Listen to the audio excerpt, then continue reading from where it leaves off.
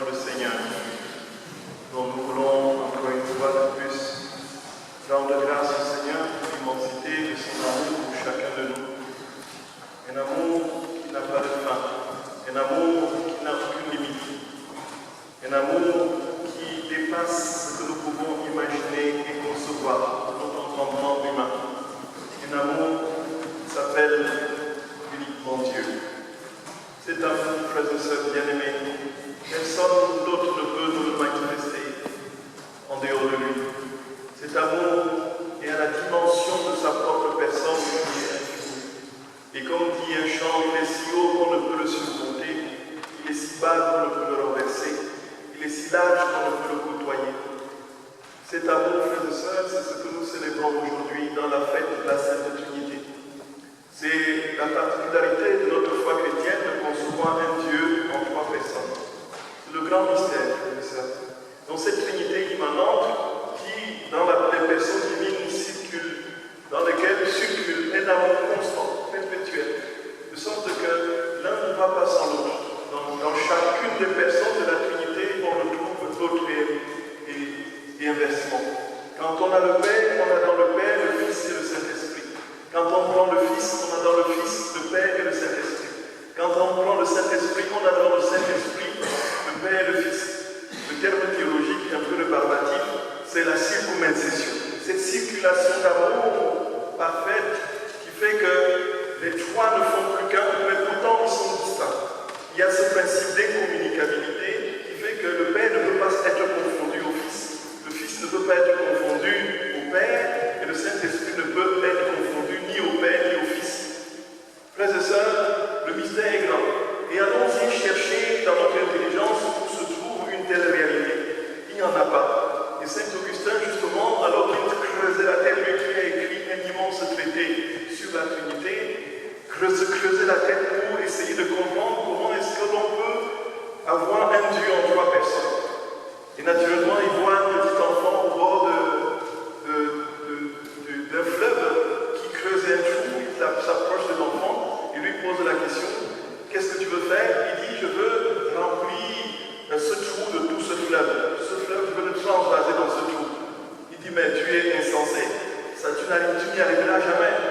Et le petit enfant de lui répondre, toi aussi tu es insensé, tu n'arriveras jamais à porter dans ton esprit, n'est-ce pas, le mystère, le grand mystère que tu es en train de concevoir. Frères et sœurs bien-aimés, Dieu est au-dessus de nous, mais il est encore infiniment plus proche.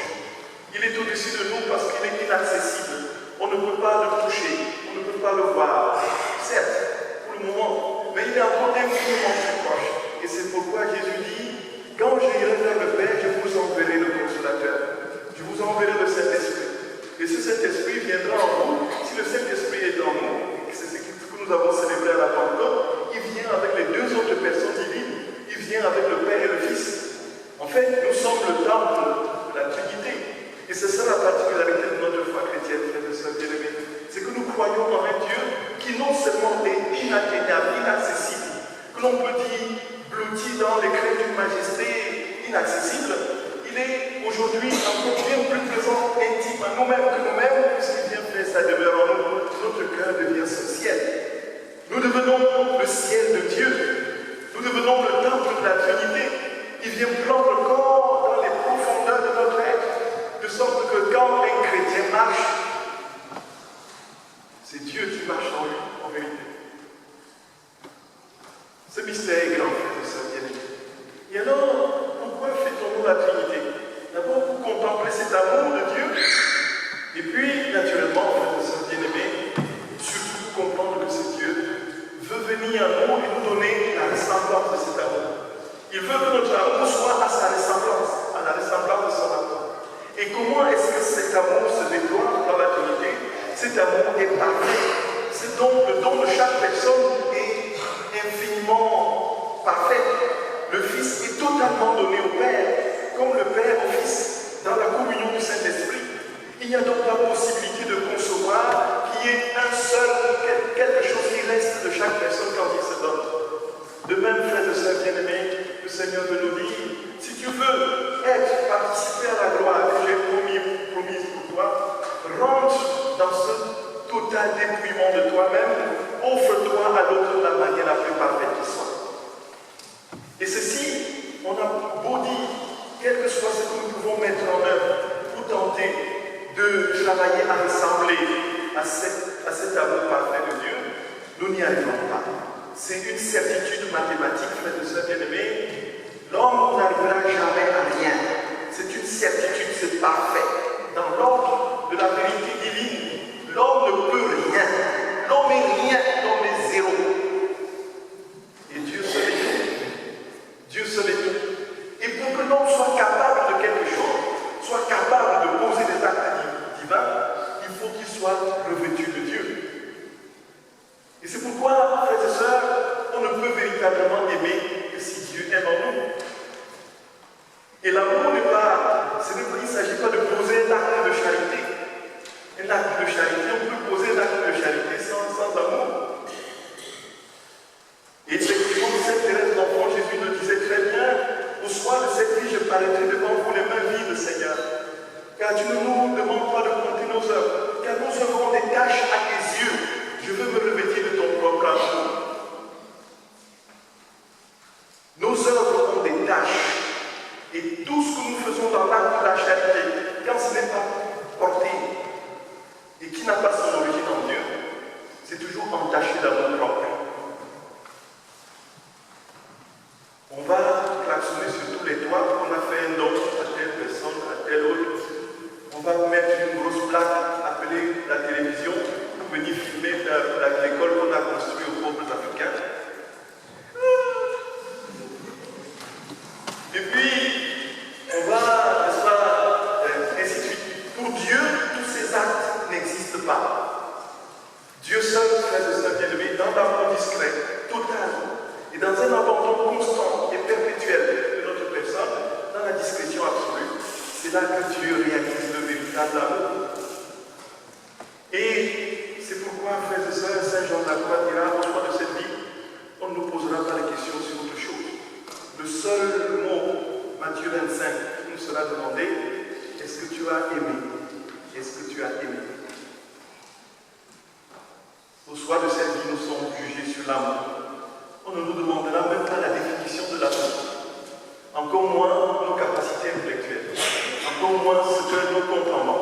Encore moins la réalisation extraordinaire que nous aurons faite de nos, des dons que nous avons reçus de la nature de Dieu. On nous demandera, est-ce que tu as aimé? Et qui d'autre peut aimer sinon Dieu lui-même? Et comment donc aimer si nous ne sommes pas en lui? D'où l'importance, frères et sœurs bien-aimés, de nous revêtir de Dieu. Et comment ça se produit? Comment ça se produit, frères et sœurs bien-aimés? Comment ça se produit? Dans l'intimité que nous avons avec lui. Par cet amour qui nous saisit, que nous avons de lui, que nous recevons de lui, que nous lui retournons. Et qui se produit essentiellement dans la prière. Se produit essentiellement dans la prière. Montez, descendez, montons, descendons, allons à gauche, allons à droite. Il n'y aura pas d'autre voie. Et Dieu seul en nous est capable de lui-même. Dieu seul est capable de Dieu. C'est pour cela, frères et sœurs bien-aimés, que cette Trinité doit nous rappeler que nous avons grandi. Parfois, nous avons grandi dans l'amour, plutôt que nous avons été projetés dans l'existence par l'amour de deux parents qui nous ont aimés. Il est possible que nous n'ayons pas été aimés, et c'est bien très souvent malheureusement le cas.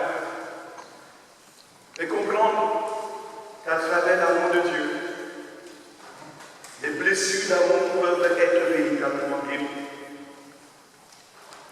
Et Dieu sait combien les souffrances d'amour que nous pouvons accumuler au cours de notre existence.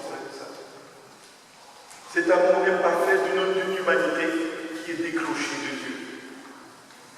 Le Seigneur dit simplement, raccroche-toi à moi pour que j'infuse en ton âme et dans tout ton être ma propre personne et ma capacité d'aimer. C'est l'occasion pour nous de confier toutes nos blessures d'amour au Seigneur. De lui dire, voilà, j'ai eu peut-être un père, une mère qui ne m'a pas aimé, qui ne m'a pas suffisamment aimé. J'ai eu peut-être un frère, une soeur qui m'a blessé d'une manière ou d'une autre.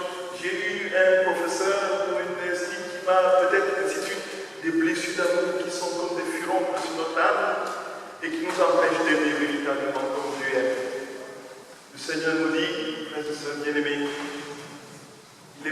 nous a guéris dans le mystère de son amour.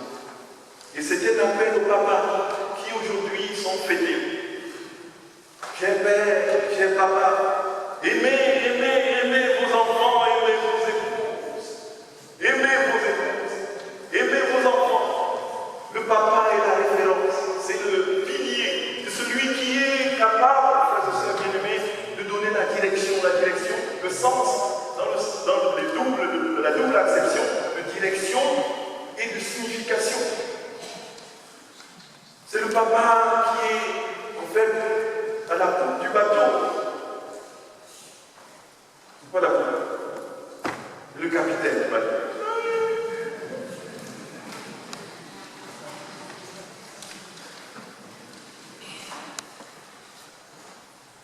Chers pères bien-aimés, bonne fête à vous. Et puis que le Seigneur vous donne le sens de sa propre paternité. Vous compreniez jusqu'où vous devez traduire son propre amour dans la cellule familiale qui vous a confiée. Bonne fête les papas, bonne fête les papas.